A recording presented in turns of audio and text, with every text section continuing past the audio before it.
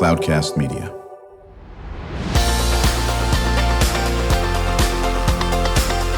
Drew Schlosberg Spotlight on the Community Show, amplifying the voices of social impact organizations, entrepreneurs, local nonprofits, and other community champions who shape the culture, creativity, and connectivity of San Diego. Brought to you by Mission Fed Credit Union, bringing good things to San Diego for over 60 years. Learn more about what is good for you and good for all by visiting www.missionfed.com. I'm Drew Schlosberg of Cloudcast Media, and we are so thrilled to have on with us our good friends from St. Paul's Senior Services. We've got Michael McHale. He is the president and CEO. Good to see you, Michael. Good to see you. Thanks. But a longtime friend, one of the original people that we interviewed on our, it was called the Community Spotlight Show at the time. Amanda Gois, was Amanda Duncan at the time, is here. Big smiling face. You don't age 1 ounce, Amanda. Thank you. Thank you for having us here today. Oh, my God. It's absolutely wonderful. Michael, how long have you been involved with the organization? Well, I'm new. So I've been here for about 6 months. But actually, Drew, I started my healthcare career here 24 years ago at St. Paul's. Traveled around the country and have just come back to this position. Nice, very good. And you've been here how long now, Amanda? 15 years at St. Paul Senior Services. My goodness, 15 years. And at the time, was there only one facility? Was there one in Hillcrest, and then you hadn't built others? Am I wrong on that? No, you're right. We were in Bankers Hill, smaller organization. We had our assisted living and memory care, but we also had our flagship independent living in Bankers Hill, and that's St. Paul's Manor. So when I came on board, I was brought on to help establish the PACE program. Remember, we've talked about that several times. Of course. So our PACE program has expanded and now serves all of San Diego County. We've got 4 locations. Yeah, and one of the things I took away from that first meeting, and we'll talk about it quite a bit, Michael, is the word dignity came up all the time. And we know that sounds like such a common sense thing. Well, of course you want to treat people like dignity, especially seniors who have given back so much and all that, and it doesn't quite always happen that way. And, having them being, served or treated or whatever in their homes, in the place they're comfortable with, is just is so critical about that. Talk about the mission of the organization, Michael. So, Drew, we're really looking at helping those seniors who are kind of in that hidden middle. This is a new term that's coming out right now. And it's our seniors who were solidly in the middle class. They paid their taxes, raised their children, and as they are aging, they're outliving their assets. And so for us, our mission and our focus is to really help those folks have the dignity and the respect that they deserve, even though they lack some of those resources that are necessary in aging. Right. So then your clients are certainly based on the economics they're in, and they are pretty much pretty low or on the poverty scale. Is that correct? Well, some are. Some are. Okay. Help a wide range of folks. Okay. Right. Exactly on that. And do you have a waiting list? Because what you do is so popular. Well, we don't. In some of our housing units, we do. But, we, are able to serve everybody that comes to us who qualify for the programs that we offer. Right. Exactly. So how many folks take part of your programs every year? Every year. So we're helping about 1,700 folks a day right now. So Right, exactly. And the ones get your services, can they get it for as long as they're in that situation? And are they in that situation for quite a while, Amanda? So with the PACE program, people enter it because they've got medical challenges, and absolutely, they're going to be in it through end of life. So they average 5 or 6 years in the program. And of course, that's a program where they're going to get a lot of those medical services that they need. So home care from our nursing staff, primary care providers. So all of that's a package with the St. Paul's PACE program. And then with residential living, and we've got those also in South County and Bankers Hill. People, once they come into our residential living, they get a taste of the food, the home care, the care services. They don't want to leave. So I guess the answer to you is yes. They like to stay through into life. Right. And listen, that is not an inexpensive deal. It takes money to make sure that you're operating at the high level that you folks are doing. Funding. Where do you get your funding, Michael? So a lot of our funding does come from the federal government and from state government, but we also depend on our local charitable support to help offset some of those costs that are not covered by those entities. Right, right. You know, one of the things that I love talking about senior groups, I just joined the San Diego Oasis Advisory Board. That's great. And I know one of the things that I've always been impressed with, Michael, a lot of it coming from Amanda, is how well everybody plays in the sandbox, so to speak. Heaven forbid we do that and we row in the same direction. Amazing how fast you can get somewhere in that aspect. You find the same thing, Michael, with the senior service organizations? Absolutely. And you mentioned Oasis, which is an incredible organization, and they do such great work. And I think that we're beginning to see more and more of us realize that if we come together with one voice, we can get more done for the community. And so Oasis in St. Paul's, I think, would be one of those examples, because we do work together to try to improve the quality of life for the seniors that we both collectively serve. Yeah, and I know it's such a big deal, but our good friend Bob Kelly, who is involved with San Diego, Seniors Center Foundation, if I'm not mistaken. I'm sure I'm botching up the words over here, and now Rich Israel is running that group, and Bob, of course, was the CEO of the San Diego Foundation for a while. I think Bob is also on the board of San Diego Oasis, and then our friend Paul Downey, it's serving seniors. And, it's so nice when I work with folks like you, and our listeners can't see this through the microphone, but the big smiles when it comes to working in the same box on this thing. And that doesn't always happen with like organizations. I really a testament to you folks. It's in your DNA, well, because of the beneficiary, of course, of the seniors, in this aspect of it. I know that there's a lot of challenges, Michael, that you and Amanda and the whole team are facing. If I'm not mistaken, the fastest growing homeless population are seniors, correct? Yep.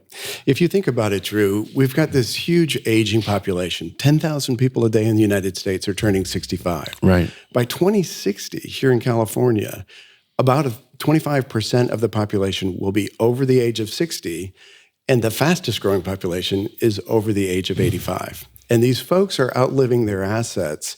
And so we do have this huge tsunami coming towards us of challenges that are going to be facing all of us. And it really is important for all of us who are in this field to come together to begin to address these issues, because there's more than enough for all of us to take on to address these problems. Well, without question, and I know, Amanda, that's something that's important to you, being, the chief marketing director, to say the least. You can't talk about these things enough.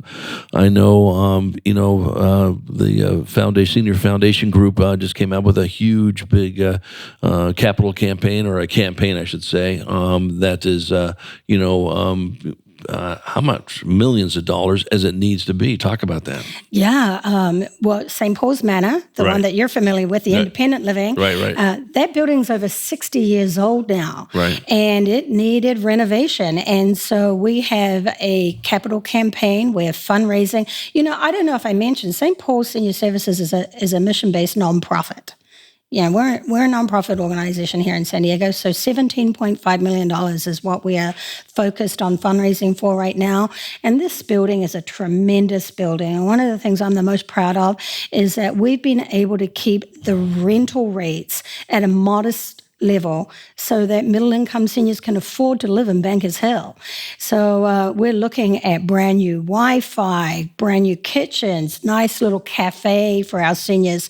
So we're really sprucing it up. And as you can imagine, with any building that's 134 apartments, it costs money. And as I said, we are always looking at innovative ways to bring on funding. And our foundation does a tremendous job of focusing on building that renovated building. Yeah, without question, Michael. Well, you notice that Amanda mentioned Wi-Fi, but as seniors age, we're going to have to be more creative in the ways that we take care of them. And a lot of this is going to be through technology. And so we knew in this building, if we wanted to bring the latest technology into the building to help manage disease progression of any of our residents, that we needed to have up-to-date ability to connect to this new technology. And so it's not just a nice to have, it's a need to have as we move forward taking care of these. Well, you bring up a really good point, and she's no longer at this organization for the county, Denise Denise Nelson, and Amanda knows who she is. I'm not sure if you ever met her, Michael. The San Diego, the County Department of Independence and Aging Services. And one of the things we talked about many years ago when she was on the show was the that you hear a lot in the K-12 space, and that's the digital divide. We all know with the way things are going that those kids who don't have access at home to Wi-Fi and whatever are going to be left, at the starting gate. No different than the seniors. And what you talk about is, if you're not used to technology and you have to have your grandkids or whatever show you how to turn on the computer like I do, and then they get some doggone app in there, and the next thing you know, you send something to the space station Mir by accident, and then you're going to have the FBI on your door. And I'm teasing a little bit, but not really. As people used to mail out stuff to everyone's home and you used to sign something and that's it. Now it's on, as you're talking about, computers. And if you don't know how to access it, right, you're shut out or you're not. Right. Well, I think that, we're in an interesting period right now because here's the good news, bad news, Drew. Good news is we're living longer, right? That's right. Californians on average are living to 81 years old. That's right. The bad news is we're living longer with disease, right? And we've not cured anything. We've only allowed you to help live longer with what you got. So true. And if we're not able to monitor that disease progression and help guide the individual through this experience, and the only way that we really can do that with enhanced intention is through technology. We have to use technology to help you to be successful. Yeah, you're so spot on. We come back from break, I want to really hit on that because you're right on. We one of our frequent guests is the Alzheimer's Association of San Diego, and more people are getting Alzheimer's for a variety of reasons, but the big reason is we're living longer, right. And it's simple as that until we find a cure or a way to arrest it, and that's going to continue to happen. We come back from break, Michael and Amanda, I want to talk about the future of senior care, how it's changing. You sort of addressed it a little bit. And, more importantly, we really need to deal with these things now. Yep. You know that better than anyone. It's almost like climate change. Maybe we've passed already that, and there's no return on climate change. I hate to be a doomsayer, but you know what? We keep on putting it off. Well, seniors are no different. You talked about the tsunami that is coming, and people have to take that seriously. So let's talk about that and really hit it hard on what our listeners can do to support your efforts. When we return with Michael McHale, President and CEO of St. Paul's Senior Services, joined by my longtime friend and colleague, Amanda Gois, Chief Marketing Director. I'm Drew Schlosberg, and you've been listening to Drew Schlosberg Spotlight on the Community Show, brought to you by Cloudcast Media and Mission Fed Credit Union. They've been doing great things for San Diegans for more than 60 years. When you do your banking with Mission Fed, you get great rates on auto and home loans. That's good for you, but something good also happens for a lot of other people. We're not for profit, so we put money back into the community to help lots of great nonprofits to keep San Diego strong. So you're not just getting something good, you're doing something good. Come to Mission Fed. It's banking that's good for all. Brand amplification is the DNA of Cloudcast Media, and our code is the powerful blending of sound, voice, and storytelling to lift local brands and their communities. Whether it is our Brandcast, Schoolcast, or Causecast platforms, the unifying ethos is all about this community, the one you call home. If you dare to dream and want to explore the brand amplification of Cloudcast, a national leader in local podcasting and other Winfluence strategies, please visit us at cloudcast.us.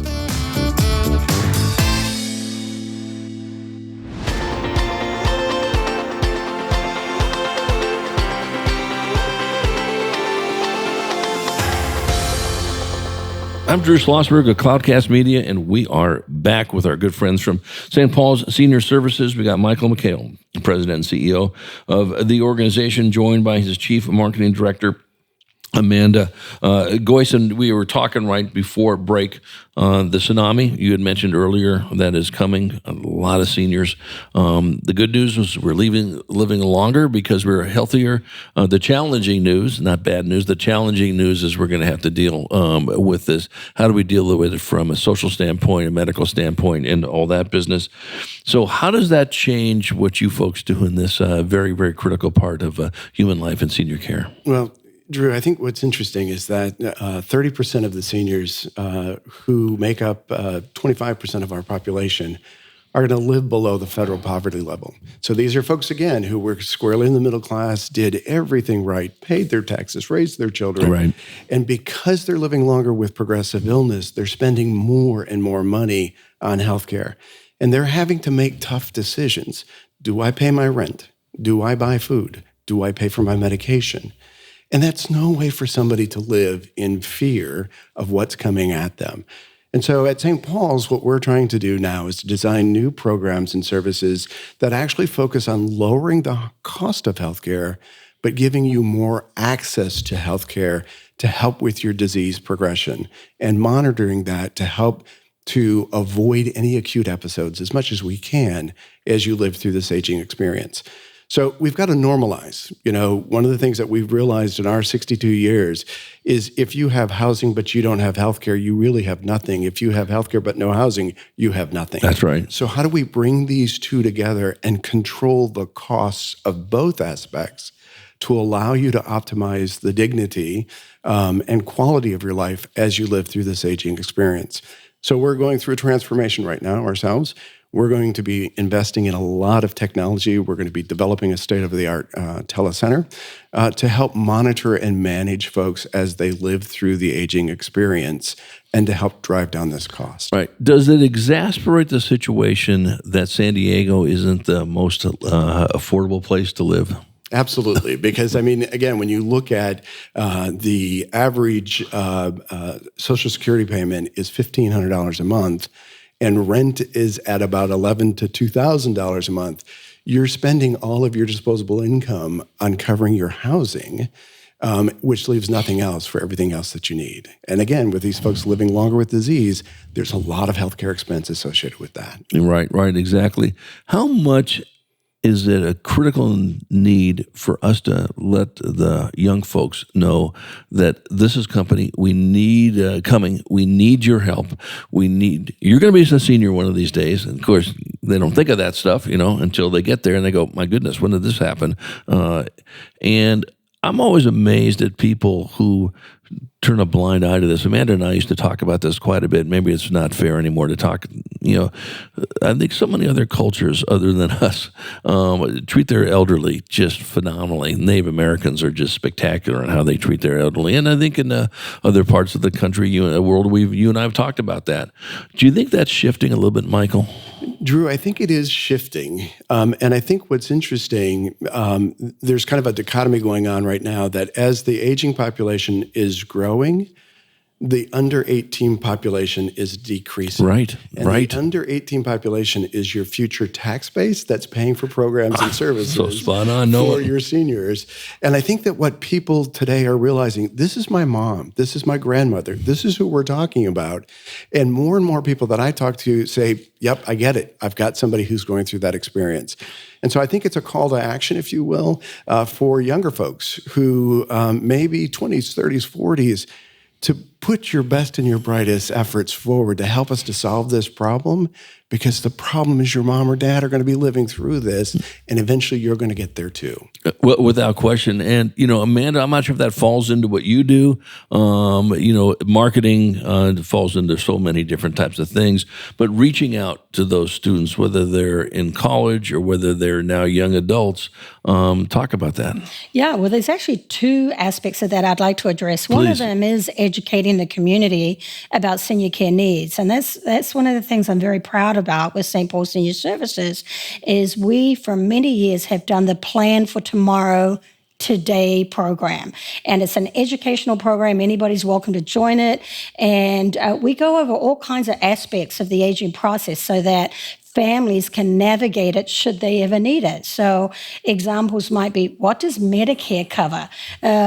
What are the 5 essential documents you need to have available should mom or dad end up in the hospital? So we've been offering that for a long time because we take being the leaders in senior care here in San Diego very, very seriously. The other aspect of that is more on a personal level, and that is people like myself and Michael, and I know you did several years ago. We have the job of taking care of our aging parents. Remember good memory. That? That's right. Yeah, good I remember memory. that. You do. And so what I've always said to my husband is, hey, I know this is challenging looking after mom right now, but remember, we're modeling this for our children. Without question. Never be negative in front of them. Always be positive. Show them that this is what you do out of love and kindness. You take care of your elderly people. And that is something that we at St. Paul's do also. We're modeling the way the next generation should be caring for our seniors. That is so spot on, and that's just a great message, and that should be a beam to the 8 billion people who live in this world. Some of them don't need to worry about that because they're doing that already. And you're right. My mom passed away at 95 years young, had a great life and so forth. And as Amanda knows, I was, going, these women were unbelievable caregivers. If I can give a shout out to Visiting Angels, they were phenomenal. That's great. And lived with her. But, she had a fruitful life, and you'd go get shopping and get her hair done and all that business. And it is so important. And hopefully some of that rubbed off on my daughter. So when I'm feeble, which I'm probably minutes away from being, that's gonna go ahead and happen. So, Michael, listen, what can our listeners do to support your efforts? Obviously, donate is very important, but probably just as much as anything, talk about the great work you guys do, correct? Yep. I mean, of course, donations are always helpful and accepted, of course. As we begin to plan for that future. But right. I think that community support for the efforts that we put out to take care of our seniors is really, really important. And Drew, I just wanted to draw back to something that you said a little bit earlier about the Alzheimer's Association. Yeah. Again, another great, incredible group out in our community, and more seniors, and we're seeing it all day long in our programs, are experiencing the debilitating effects of Alzheimer's. Right. And that's not just a 1 or 2 year diagnosis. It's a slow progressive diagnosis that can last for years and years. And so the other thing that I would say to the community is, as you need support and as you need help, let us do that for you. At the Alzheimer's Association, as well as at St. Paul's, we have incredible programs to help seniors who are living with dementia, but more importantly, to help the caregiver, because if you get burned out, there's no one there to take care of mom or dad. So, you bring up something that I'm sure I shared with Amanda quite a bit. She might even been involved in some of this. When I was working for the Union Tribune, we had launched a caregivers site portal because of the 600,000 caregivers that are in San Diego County, 300,000 look like someone who's had no training. And all of a sudden you're a caregiver because mom or dad or your brother needs it. And now you have to work, you have to raise your kids, but you got to take care of them because no one else is doing it. That is a massive responsibility. And that caregiver thing is so critical. Talk about that. Well, it is a massive thing. And you laid it out well, because when you look at these individuals, they've got full-time jobs, they've got full-time families, and now they have another full-time job on top of that, taking care of mom or dad. But that's such an important role that many of us want to be there and to participate in helping with that. And so I think that, again, it's that ability for individuals to reach out and say, I need help. That's right. Because you're not alone. There's a lot of people who are doing it. And there's resources like St. Paul Senior Services, like the Alzheimer's Association, or other senior programs that can help you find that help so that you're not alone. Right, or train you to do it. And here are the little simple things. If you're going to be the caregiver because, there are resource issues and you can't do a Visiting Angels or fill in the blank, here's what some things you need to know when you're taking care of mom or dad and all that business. And it's critical. Yeah, Amanda. Oh, I wanted to do a little plug also for our resource section on our website. Please. So as Michael was talking about earlier, we like to partner with a lot of different senior organizations in San Diego. And we have a motto that the sales team uses, and that is that if we can't help you, we'll find someone who can. We're often referring out to the other organizations in San Diego that specialize in senior care. So we have a resource section on the website where we're often helping people go to find the specific resource that they need. And we also do provide education to not only those in the community, but our employees. And I don't know if we have time in this section, but I'd really like to talk about employment opportunities as well. So here's what I'd love to do. I'd love to have you guys come back on sooner than later, okay? And not only talk about the employment opportunities, but bring somebody on, if you're comfortable with this, don't want to break any HIPAA rules, and then you're going to haul Drew off to jail and all that business, and you'll have to do the rest of the podcast, Michael, interviewing Amanda on this. But would love to have you come back on, talk about this, but also somebody who has benefited from those services, and even a family that, let's say their mom or dad has passed away, but the kids who said, I got to tell you something, go to St. Paul's Pace. This is what they did for me. My mom lived another 15 years, her dad, because of I learned from X, Y, and Z, and would love to have you guys come on and do that. That would be great. Thank you. Yeah, let's plan on doing that. Michael, shout out the website one more time. So it's www.stpaulseniors.org, and you can find all the resources there on our website. Well, Michael McHale, what an absolute pleasure seeing you. What a pro. I know Amanda's thrilled to have you on the catbird seat, so to speak. And Amanda, you don't age, and you're just full of the same vibrancy when I met you 15 years ago on our show, and wishing you guys nothing but just unbelievable success. St. Paul's Senior Services is a venerable organization. You guys work hard to get that moniker, and they're going to continue to kill it, and I'm looking forward to continuing working with you in my role as a San Diego Oasis Advisory Board member, and I look forward to having come back on. Great. Thank you so much. Thank you, Drew. You bet. I'm Drew Schlosberg of Cloudcast Media, and you've been listening to another Spotlight on the Community show here in the Mission Fed studios, Mission Fed Credit Union, bringing great things to San Diego for more than 60 years. You've been listening to an episode of Drew Schlosberg's Spotlight on the Community show, amplifying the voices of social impact organizations, entrepreneurs, local nonprofits, and other community champions who shape the culture, creativity, and connectivity of San Diego community. Brought to you by Mission Fed Credit Union, bringing good things to San Diego for over 60 years. Learn more about what is good for you and good for all by visiting www.missionfed.com.